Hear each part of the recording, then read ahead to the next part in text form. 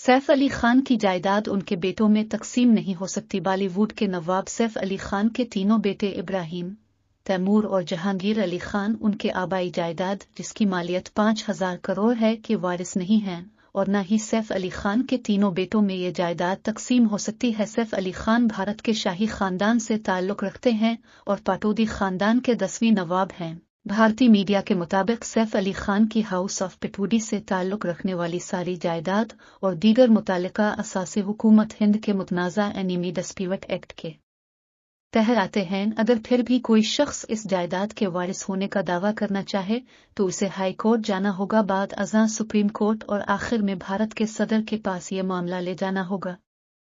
सैफ अली खान के परदादा हामिद अल्लाह खान, जो कि बरतानवी दौर में नवाब थे, उन्होंने कभी भी अपनी जायदादों के लिए कोई ओस्तत नहीं बनाई थी। इसकी वजह यह बताई जाती है कि अगर वो ऐसा करते तो खानदान में